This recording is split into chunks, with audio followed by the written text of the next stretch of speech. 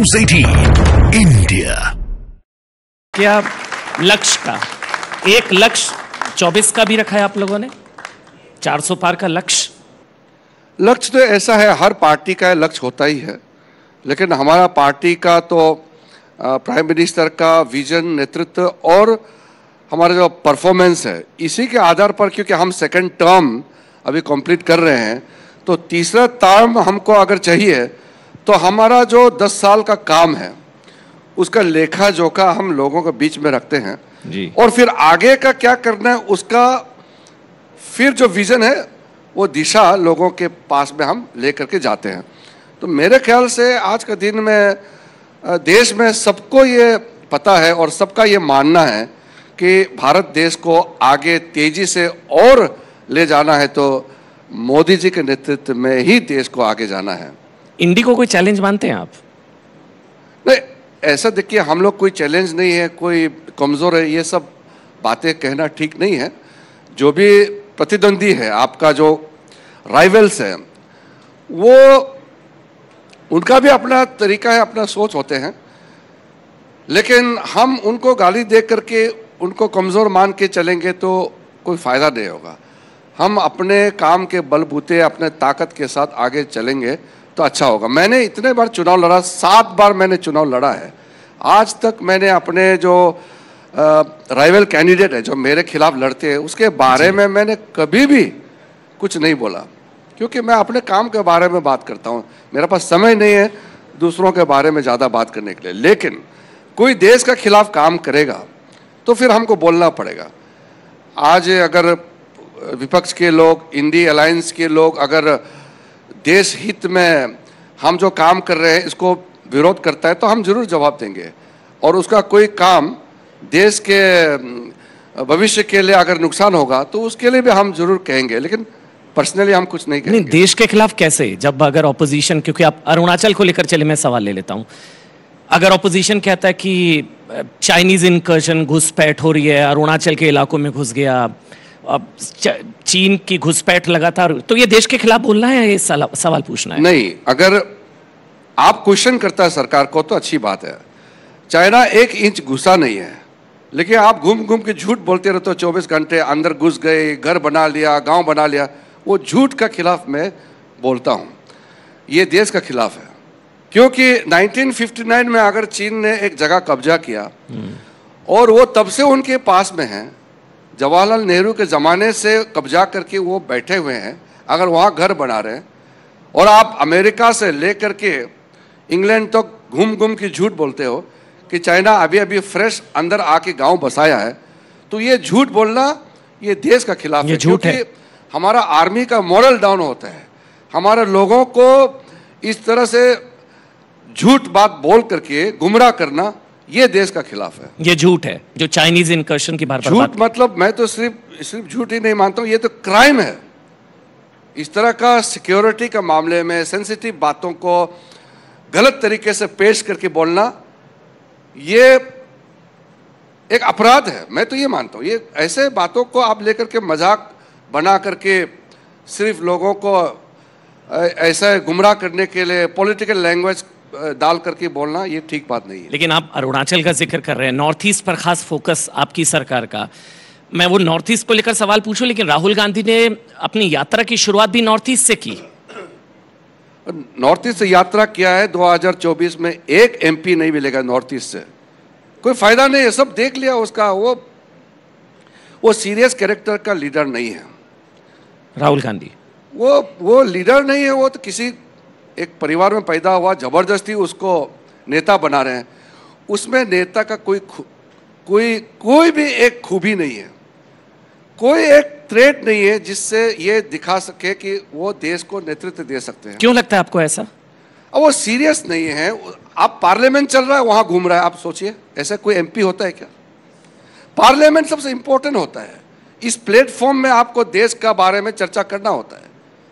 आकर के लिखा हुआ पत्र पढ़ के आप भाषण देंगे, फिर दूसरा जवाब भी नहीं सुनता। वो पार्लियामेंट के अंदर बैठ करके इधर उधर देखते रहते हैं, कभी उसका दिमाग इशू पे नहीं जाता। उसको जो पाठ पढ़ाया जाता है 24 घंटे उसमें घूमता है और वो मस्ती करने के लिए विदेश जाते रहते हैं।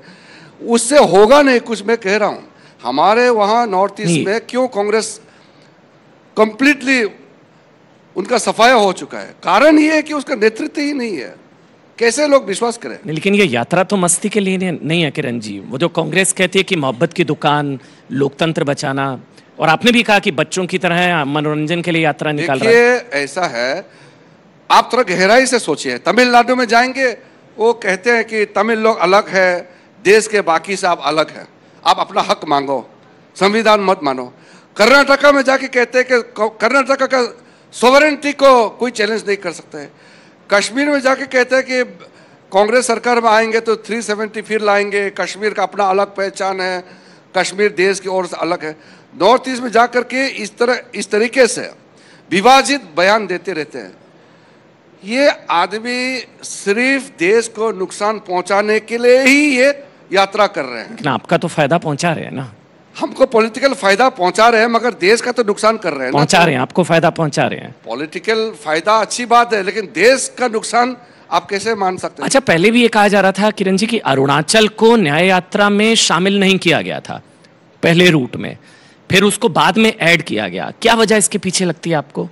अरुणाचल अवॉइड कर रहे थे क्या राहुल गांधी या कांग्रेस पार्टी? नहीं, इतना डिटेल में उसकी यात्रा के बारे में मैंने जानकारी नहीं लिया, लेकिन अगर जाता भी है तो थोड़ा अच्छा पॉजिटिव बात कीजिए। कहीं भी जाते हैं तो वहाँ बैठिए, लोगों से मिलिए, फिर अच्छे अच्छे बातें कीजिए। उकसाने वाला काम करते रहते हैं। 60 साल इस देश को चलाया, उनके सारा खानदान ने कुछ किया तो नहीं है। एक गरीब राष्ट्र बना के रखा था। आप मालूम है, हम मालूम है, हमको अंदर डेवलपिंग गरीब देश मानते थे। ये किसी के लिए अच्छी बात है? हमने पूरा अपना जवानी जो है एक गरीब देश का नागरिक बन करके जिया है जी। ये हम कैसे मान सकते हैं? हमारे पास संपन्न हर तरीके का रिसोर्सेस है, ह्यूमन रिसोर्सेस से लेकर के नेचुरल रिसोर्सेस, हिस्टोरिकल हेरिटेज से लेकर के हमारा युवाओं का ताकत, सब कुछ है इस देश में। फिर गरीब राष्ट्र क्यों बना के रखा कांग्रेस ने 60 साल तक? आज उस गरीब राष्ट्र को हम एक संपन्न समृद्ध राष्ट्र बनाने के लिए मोदी जी के नेतृत्व में काम कर रहे हैं। तो उसको बिगाड़ने के लिए भी विदेशों में जो भारत के खिलाफ ताकतें हैं, उनसे जो तालमेल करके देश का खिलाफ हमारे संवैधानिक स्थानों का, संस्थाओं को अटैक करते हुए देश के खिलाफ गुण गाते रहते हैं।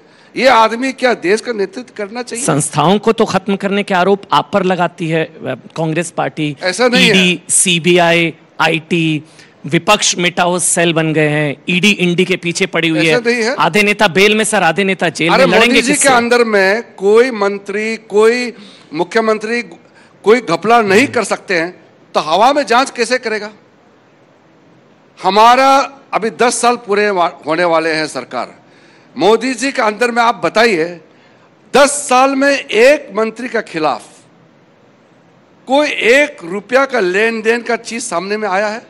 जब मोबाइल का जमाना नहीं था, इलेक्ट्रॉनिक मीडिया, हमारे पास जितना भी जो इलेक्ट्रॉनिक गैजेट्स बहुत लिमिटेड था, तब कांग्रेस का शासन के समय में हर दिन कोई ना कोई मंत्री का घपला, कहीं ना कहीं लेन देन, किस तरीके से न्यूज़पेपर, टेलीविजन में हर दिन भ्रष्टाचार ही चर्चा होते थे।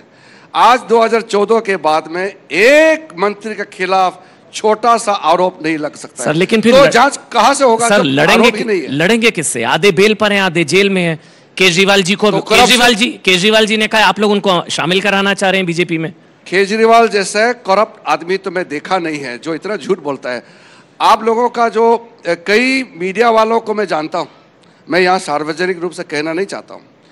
मीडिया वालों को अरविंद केजरीवाल बुला के कहते हैं कि जो उनके बारे में गुण गाएंगे उसको ऐड देंगे। सारा पैसा एडवर्टाइजमेंट में लगा दिया, और कोई चैनल थोड़ा सा भी केजरीवाल का झूठ और उसका भ्रष्टाचार के बारे में बात करेगा, उससे वो एडवर्टाइजमेंट विड्रॉ कर लेते हैं। ये देखा देखिए सबको मालूम है, इतना उसके बारे में यहाँ समय बर्बाद करने का जरूरत नहीं है। लेकिन मेरा यह कहना है कि जब करप्शन के खिलाफ कार्रवाई करता है तो आप उसको वेंडेटा कहेंगे?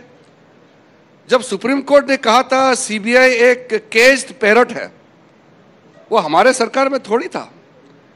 उस समय जो चीफ जस्टिस, सीनियर मोस्ट जज को 4 नंबर वाला ओवरटेक करके, जिसको चीफ जस्टिस जबरदस्ती अपॉइंट किया जाता है, उसको कहते हैं संस्थाओं का उसका जो गलत इस्तेमाल, कॉन्स्टिट्यूशनल जो अथॉरिटीज को कब्जा करने का आरोप तब लगा है जब इस देश में इमरजेंसी लगा, सारा कॉन्स्टिट्यूशन सस्पेंड हो गया। वो होता है डिक्टेटोरियल लीडरशिप का पहचान। जब उस समय कांग्रेस के जमाने में सिंगर्स को, किशोर कुमार को ऑल इंडिया रेडियो में गाने के लिए बैन कर दिया, वो होता है डिक्टेटोरियल का साइन। ये वो जमाना नहीं। आज तो मीडिया में हर एक दिन हमारे बारे में खराब बोलने वाला का फ्रीडम है। कोई भी प्रधानमंत्री आज तक मैंने देखा नहीं है, मोदी जी का अलावा, जो इतना सहन शक्ति है कि लोग उसके खिलाफ अनाप शनाप बातें करते रहते हैं। और जो आज के दिन में सबसे ज्यादा गाली देता है, सबसे ज्यादा बात करते हैं, सबसे ज्यादा बिना मतलब का बकवास करते रहते हैं, और वही रोते रहता है कि बोलने का आजादी नहीं है। ज्यादा जो बोलते हैं वो बोलते हैं। इसमें कोई सच्चाई नहीं है कि अरविंद केजरीवाल को बीजेपी में आने का ऑफर था? वो ऐसा कह रहे हैं कि मेरे खिलाफ ईडी सीबीआई लगा दी और मुझे कहा गया कि अगर आप बीजेपी में आ जाओगे तो बच जाओगे। ये सब झूठ है। अरविंद केजरीवाल जैसे आदमी को कोई सहन कर सकता है क्या?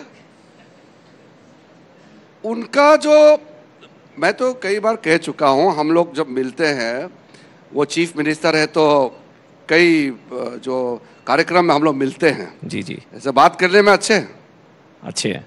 जैसा ही कमरे से बाहर जाएंगे, मीडिया का सामने में आएंगे, उनका जो बात करने का तरीका मैं समझ में नहीं आता हूं कि इतना झूठ कैसे बोल सकता है एक इंसान।